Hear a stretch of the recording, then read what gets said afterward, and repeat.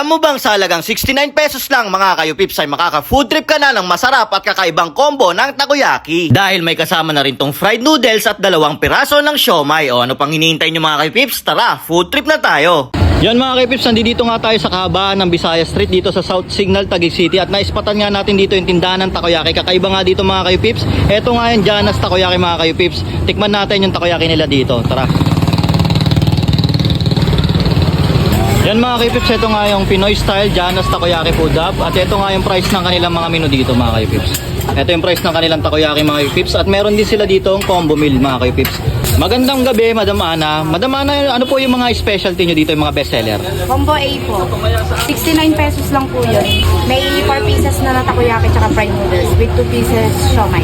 Bukod po dun sa may combo A nyo po, ano pa po yung mga combo nyo dito Madam? Combo B, saka C. Ano po yung laman B naman, 6 yung takoyaki. Tsaka may fried noodles na din siya. Tapos sa combo C naman, may 8 na siya na takoyaki. Para same lang din siya doon sa combo A yung sa fried noodles. Yan Madam, ilang years na kayo nagtitinda dito? Magpa 5 years na. Magpa 5 years na po? Ngayong May. Madam, saan po located tong store nyo? 24 Visayas Street, South Signal. Likod lang po kami ng Petron FTI. Anong oras po kayo nag-ooperate dito? 9 a.m. po hanggang 12. Yan. Sige Madam, pa-order po ako ng isang combo A. Sige po. Yan, thank you po. Na po yung order niyo, sir? Yun, ito na yung order natin mga kaipips. So, nagkakahalaga lang to ng 69 pesos. At yun mga kaipips, no, pag nakuha mo na nga yung order mo, nandito yung mga sauce nila ng fried noodles. Meron sila dito oyster, meron silang Korean sauce, meron silang barbecue sauce, meron silang sweet and chili, at meron din silang teriyaki sauce. So syempre susubukan natin lahat yan, lalagay natin yan.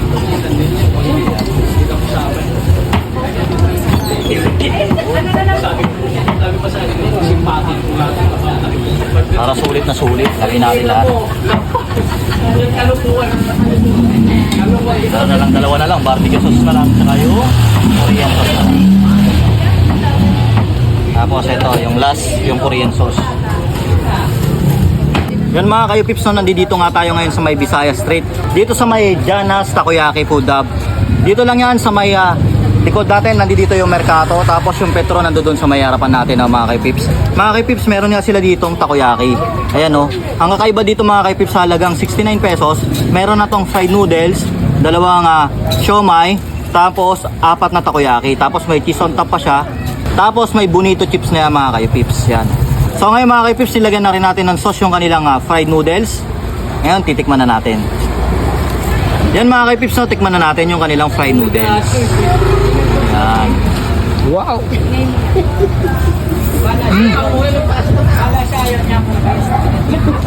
Ang sarap ng kanilang fried noodles mga kayo pips. Tapos sabayan mo pa ng kanilang siomai. Talaga naman.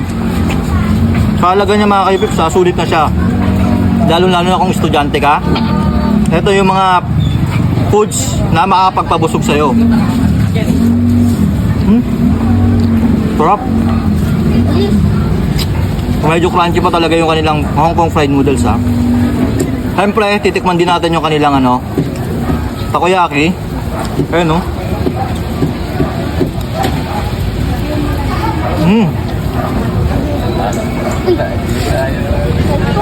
Ang sarap ng sauce niya.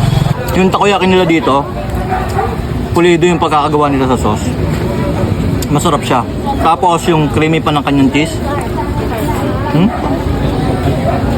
Talaga naman. Panalo to. Bagay na bagay pala yung takoyaki sa Hong Kong noodles, no?